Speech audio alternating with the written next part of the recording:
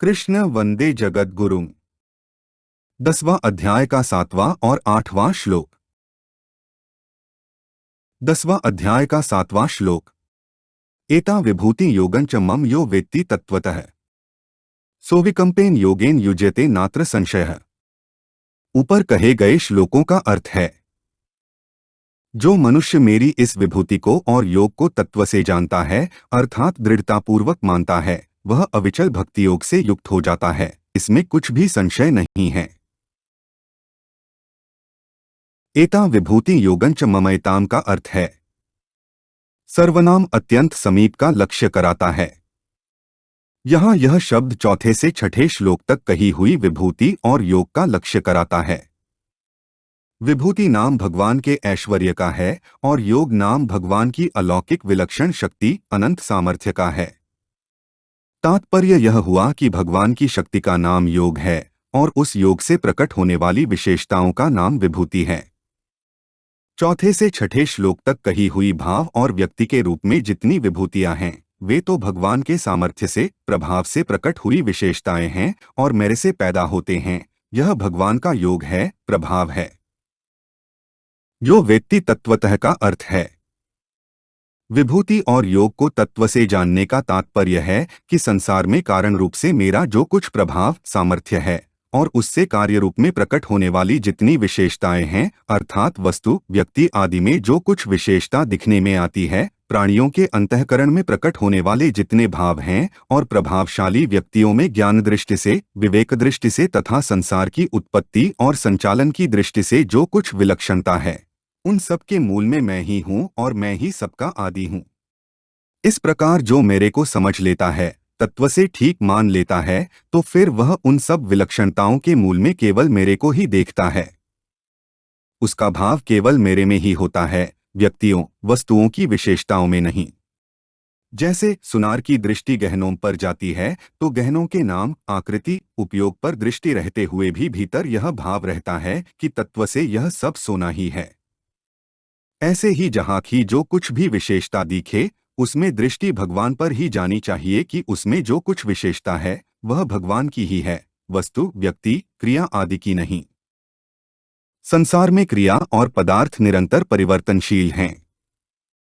इनमें जो कुछ विशेषता दिखती है वह स्थायी रूप से व्यापक परमात्मा की ही है।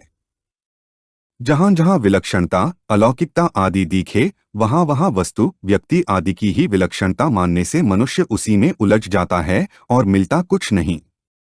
कारण कि वस्तुओं में जो विलक्षणता दिखती है वह उस अपरिवर्तनशील परमात्म तत्व की ही झलक है, परिवर्तनशील वस्तु की नहीं।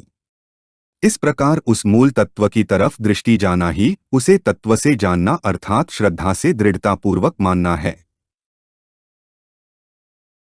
यहाँ जो विभूतियों का वर्णन किया गया है इसका तात्पर्य इनमें परिपूर्ण रूप से व्यापक परमात्मा के ऐश्वर्य से है। विभूतियों के रूप में प्रकट होने वाला मात्र ऐश्वर्य परमात्मा का है। वह ऐश्वर्य प्रकट हुआ है परमात्मा की योग शक्ति से। इसलिए जिस किसी में जहाँ की विलक्षणता दिखाई दे वह विलक्षणता भगवान की योग शक्ति से प्रकट हुए ऐश्वर्य यानी कि विभूति की ही है, न कि उस वस्तु की। इस प्रकार योग और विभूति परमात्मा की हुई तथा उस योग और विभूति को तत्व से जानने का तात्पर्य यह हुआ कि उसमें विलक्षणता परमात्मा की है। अतः दृष्टा की दृष्टि केवल उस परमात्मा की तरफ ही जानी चाहिए। यही इनको तत्व से जानना अर्थात मानना है। सोविकंपेन योगेन युज्यते का अर्थ है उसकी मेरे में दृढ़ भक्ति हो जाती है। दृढ़ कहने का तात्पर्य है कि उसकी मेरे सिवाय कहीं भी किंचन मात्र भी महत्व बुद्धि नहीं होती। अतः उसका आकर्षण दूसरे में न होकर एक मेरे में ही होता है। नात्र संशय का अर्थ है इसमें कोई संदेह की बात नहीं। ऐसा कहने का तात्पर्य है कि अगर उसको कहीं भी किंचन मात्र भी संदेह होता है तो उसने मेरे को तत्व से नहीं माना है। कारण कि उसने मेरे योग को अर्थात विलक्षण प्रभाव को और उससे उत्पन्न होने वाली विभूतियों को यानी कि ऐश्वर्य को मेरे से अलग मानकर महत्व दिया है। मेरे को तत्व से जान लेने के बाद उसके सामने लौकिक दृष्टि से किसी तरह की विलक्षणता आ जाए तो वह उस पर प्रभाव नहीं डाल सकेगी। उसकी दृष्टि उस विलक्षणता की तरफ न जाकर मेरी तरफ ही जाएगी। अतः उसकी मेरे में स्वाभाविक ही दृढ़ भक्ति होती है। 10वां अध्याय का 8वां श्लोक। सर्वस्य प्रभवो मत्तः सर्वं प्रवर्तते इति मत्वा भजन्ते मां बुधा भाव समन्विता है। ऊपर कहे गए श्लोकों का अर्थ है, मैं संसार मात्र का प्रभव मूल कारण हूँ और मुझसे ही सारा संसार प्रवृत्त हो रहा है, अर्थात चेष्टा कर रहा है। ऐसा मेरे को मानकर मेरे में ही श्रद्धा प्रेम रखते हुए बुद्धिमान भक्त मेरा ही भजन करते हैं, सब प्रकार से मेरे ही शरण होते हैं। पूर्व श्लोक की बात ही इस श्लोक में कही गई है। सर्वस्य प्रभवः में सर्वस्य भगवान की विभूति है, अर्थात देखने सुनने समझने में जो कुछ आ रहा है वह सबकी सब भगवान की विभूति ही है। मत्तः सर्वं प्रवर्तते में मत्तः भगवान का योग यानी कि प्रभाव है, जिससे सभी विभूतियां प्रकट होती हैं।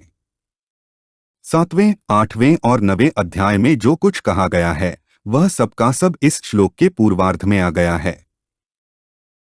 सर्वस्य प्रभवः का अर्थ है मानस, नादज, बिंदुज, उद्भिज, जरायुज, अंडज, स्वेदज अर्थात जड़चेतन स्थावर जंगम यावन मात्र जितने प्राणी होते हैं उन सब की उत्पत्ति के मूल में परमपिता परमेश्वर के रूप में मैं ही हूँ। यहाँ प्रभव का तात्पर्य है कि मैं सबका अभिन्न निमित्तोपादान कारण हूँ, अर्थात स्वयं मैं ही सृष्टि रूप से प्रकट हुआ हूँ। मत्तः सर्वं प्रवर्तते का अर्थ है संसार में उत्पत्ति, स्थिति, प्रलय, पालन, संरक्षण आदि जितनी भी चेष्टाएं होती हैं, जितने भी कार्य होते हैं वे सब मेरे से ही होते हैं।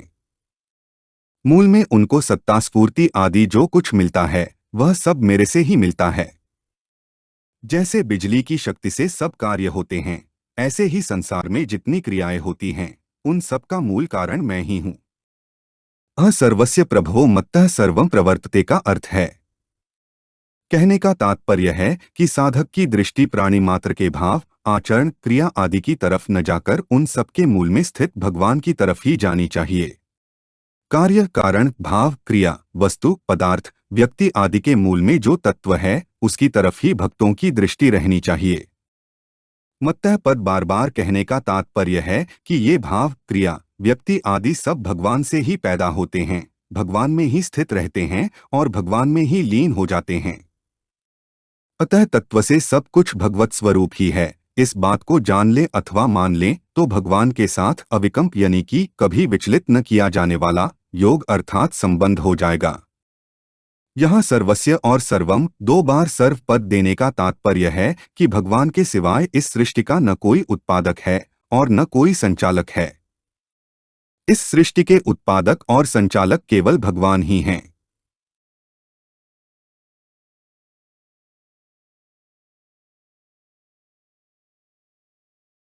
इति मत्वा भाव समन्विताः का अर्थ है भगवान से ही सब संसार की उत्पत्ति होती है और सारे संसार को सत्ता स्फूर्ति भगवान से ही मिलती है, अर्थात स्थूल, सूक्ष्म और कारण रूप से सब कुछ भगवान ही हैं।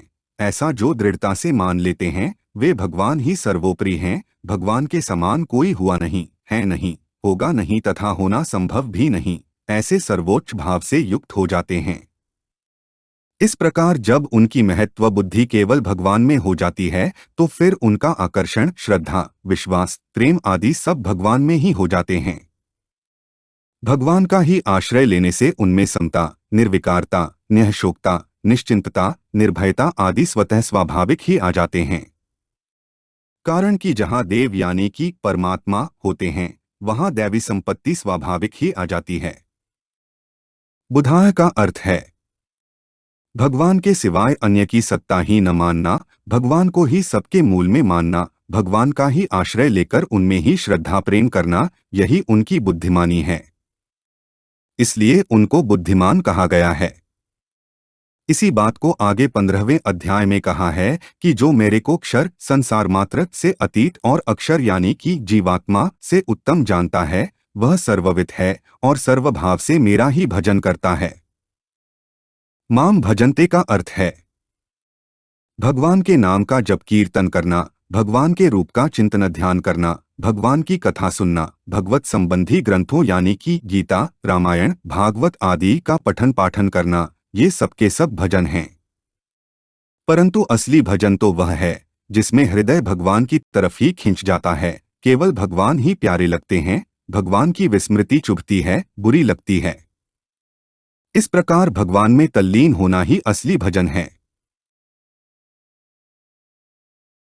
हमारे चैनल को सब्सक्राइब करें। अगर यह वीडियो आपको अच्छी लगी तो वीडियो को लाइक करें, वीडियो को अपने दोस्तों के साथ शेयर करें, अपने सुझाव हमें कमेंट करके बताएं। जय श्री कृष्णा।